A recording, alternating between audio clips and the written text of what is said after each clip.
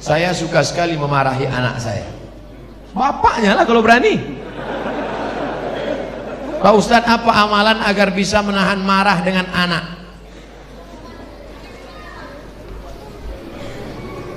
Ada saatnya ibu memang wajib marah. Ibu mesti bertanya, kamu pulang jam berapa, jalan sama siapa, uang mana, kunci motor mana. Harus marah.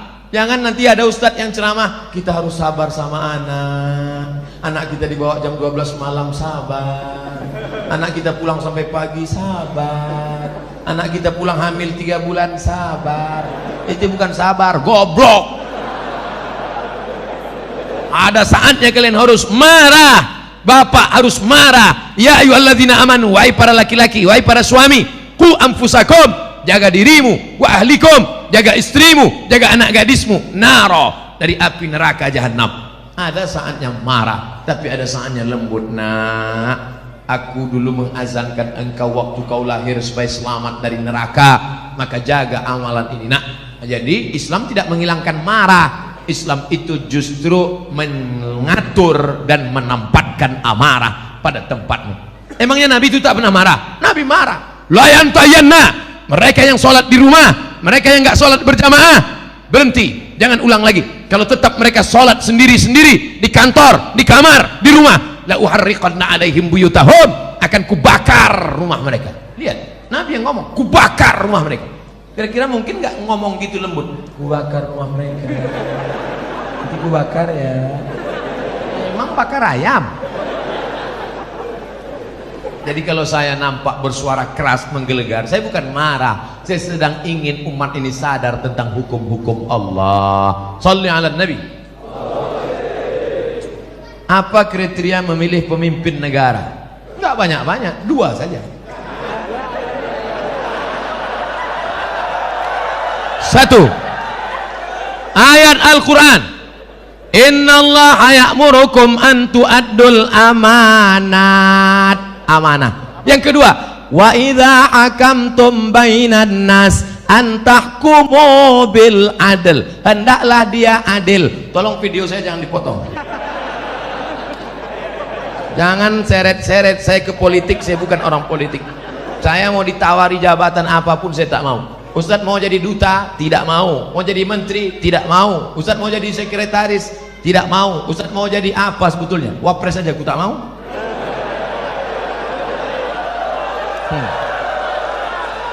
Biarkan aku terbang sejauh mata memandang, ceramah ke Bontang. Sampai di hari petang aku akan pulang karena aku tahu di mana letak sarang. Artinya apa? Biarkan Ustadz Somad jadi ustadz saja, supaya mulut dia lantang bicara sesuka hati dan mengikut kehendak Allah. Sifat pemimpin itu kata Allah, wa idza hakamtum innallaha ya'murukum an tu'addul amanat, amanah. Yang kedua, wa idza hakamtum bainan nas an tahkumu bil adl, orangnya amanah dan adil. Kalau dia menghukum bagi rata, kalau di sini dihukum, hukum juga di sini. Kalau ini salah, ini juga salah. Itu takbir. Shalli ala Nabi. Pernahkah Abdul Somad menyebut partai, menyebut orang, menyebut angka, menyebut? Tidak pernah. Sampai hari ini tidak pernah. Wahai orang-orang yang ingin mencari-cari kesalahan Abdul Somad, capek kalian nonton video itu, nggak akan ketemu. Paling-paling kalaupun mau kalian cari-cari, paling-paling kalian dapat hidayah mendengar ceramah itu.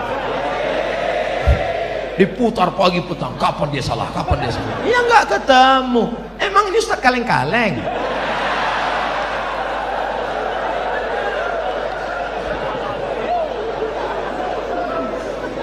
Pak Ustadz, tolong jelaskan bagaimana cara hijrah yang sesungguhnya. Hijrah itu mudah aja, ambil pakaian, pindah.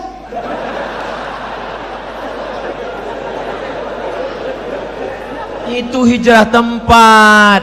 Hijrah yang sesungguhnya itu apa? Wal muhajir man hajara ma nahallahu an. Orang yang hijrah adalah orang yang meninggalkan semua yang dilarang Allah Subhanahu wa ta'ala. Alhamdulillah Ustadz, kami sudah hijrah. Apa namanya? Biker hijrah. Itu kemarin masih bonceng cewek. Ini pacaran syariah, bos. Boleh, nggak ada. Anak-anak muda, para bikers, anak-anak muda, kalau kalian betul-betul hijrah, ambil HP, buka, cari namanya, delete, buanglah mantan pada tempatnya. Jangan lagi masih berteman-berteman. malam-malam masih bangun, yang tahajud ya. Apa kau bangunkan dia? Mak dia kan ada di dapur. Macam anak yatim piatu aja ya. Oleh sebab itu hijrah ini total. Hijrah aqidah Ahlus Sunnah wal Jamaah, la ilaha. Yang sebelum ini belum hijrah, akidahnya rusak, kemana-mana percaya batu cincin.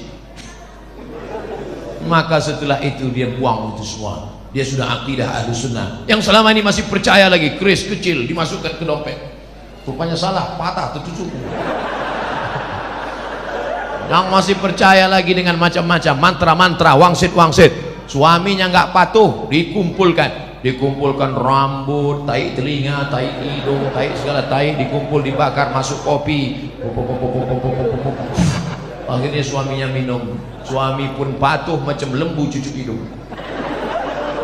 Mas, adik mau pergi arisan, tolong pel lantai, masa anak-anak urus mandikan, ndak apa-apa. Kalau sampai kau buat lakimu seperti itu, neraka jahanam tempatmu, Bu. Karena kau sudah pakai dukun, pakai santet. Ustadz Somad nuduh perempuan aja. Oke, kita balik, laki-laki pula yang menyantet perempuan. Saya Ustadz baru tahu bahwa saya ini sebenarnya suka sama dia karena dipelet suami saya. Taunya kapan? Setelah anak 5 lahir.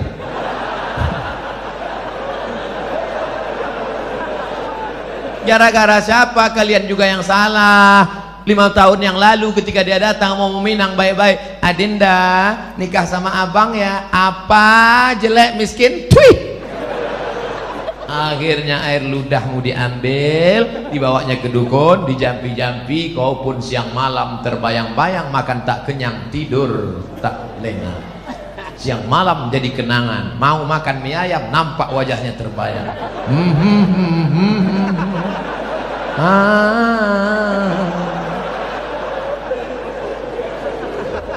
Apa mau dikata, nasi sudah jadi tai ayam. Jangan lagi hijrah masalah akidah, hijrah ekonomi, beralihlah ke Bangkal Timtara Syariah. Kenapa Ustadz sebut itu? Kalian orang Kaltim, maka gunakan aset daerah yang syariah, maka beralihlah ke bank syariah supaya selamat daripada riba. Ideologi, politik, sosial, ekonomi, betul-betul hijrah. Selama ini nggak sholat. Alhamdulillah suami saya sejak dengar ceramah Ustadz Somad sudah hijrah. Oh, sholatnya rajin sekarang Pak Ustadz. Sholat apa? Sholat Jumat. Sholat kok cuma hari Jumat. Sholat zuhur, sholat asar, sholat maghrib, sholat isya, sholat tahajud, sholat duha, sholat qabliyah, sholat ba'diyah, sholat witir. Minta ampun kepada Allah atas segala silap dan salah kita. Mudah-mudahan Allah menerima hijrah kita insyaallah. Ya ayyuhalladzina amanu, hai orang beriman, tubu ilallah, taubatlah kepada Allah, taubatan nasuha, taubat nasuha. Apa saja bukti Islam adalah agama yang benar? Kenapa Allah membiarkan orang-orang membuat agama-agama yang lain? Kenapa enggak orang itu Allah hilangin aja? Hal apa yang dapat kita lakukan meningkatkan keimanan kita pada Allah Subhanahu wa taala? Kira-kira sulitkah bagi Allah meratakan orang yang tidak beragama dengan agama Allah? Innama amruhu iza arada syai'an ayaqula lahu kun. Ada yang mati ditelan bumi, Qarun. Ada yang mati ditelan Laut Merah, Fir'aun. Ada yang mati karena nyamuk, Namrus yang gagah perkasa, raja yang membakar Nabi Ibrahim, itu matinya cuma karena nyamuk, lupa pakai autan.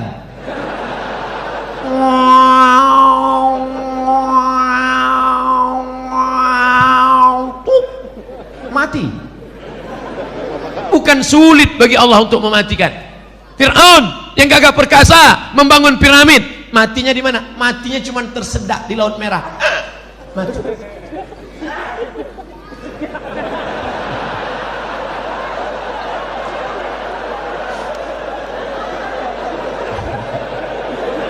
Oleh sebab itu maka kenapa Allah membiarkan? Pertanyaan anakku, pertanyaan saudaraku, ini pernah saya tanyakan kepada Profesor Dr. Syekh Muhammad Jibril, guru besar tafsir di Universitas Al-Azhar Kairo. Syekh, kaum Ad mati, kaum Samud mati, kaum Madian mati. Mengapa Bani Israel tidak mati, Syekh? Apa kata Syekh Muhammad Jibril tersenyum melihat saya? Anakku, kalau Allah membinasakan Bani Israel, lalu kau masuk surga pakai tiket apa?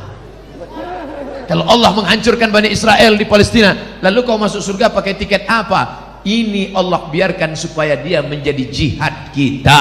Orang Melayu masih ada yang belum Islam. Supaya apa? Supaya Abdul Somad masuk ke hutan membawa bantuan setiap bulan Februari, setiap bulan Agustus, membuat sekolah tahfiz. Untuk apa? Supaya negeri itu menjadi negeri Islami dan kita berperan dalam dakwah. Abdul Somad di Masjid Al-Kausar ini bukan dakwah, karena ini orang baik semua. Yang dakwah itu kemana? Berdakwah kepada orang yang belum mengenal Allah, berdakwah kepada orang yang belum bersyahadat, ajak mereka ke jalan Allah, dari jalan setan ke jalan Allah, dari jalan yang tidak diridhai Allah, dari jalan maksiat ke jalan taat. Itulah dakwah. Jadi kenapa Allah biarkan? Supaya kita mendapatkan pahala dakwah jihad fi sabilillah. Mana adrenalin dakwahmu? Mana semangat dakwahmu? Bangkitkan. Teman-teman yang belum hijrah, ajak dia hijrah. Tetangga yang belum sholat, ajak dia, ketuk pintunya. Assalamualaikum. Waalaikumsalam. Bapak belum sholat? Terserah saya, mau sholat mau nggak, apa urusan kamu?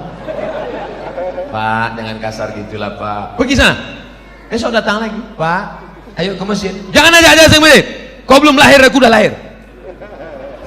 Hari ketiga datang lagi. Pak, ayo ke masjid. Jangan ajak saya. Nanti Bapak kalau mati kami campakkan ke sungai ya. Nah, Bapak ke masjid apa enggak? Nah, iyalah, iyalah. Nah, 3 hari aja kena.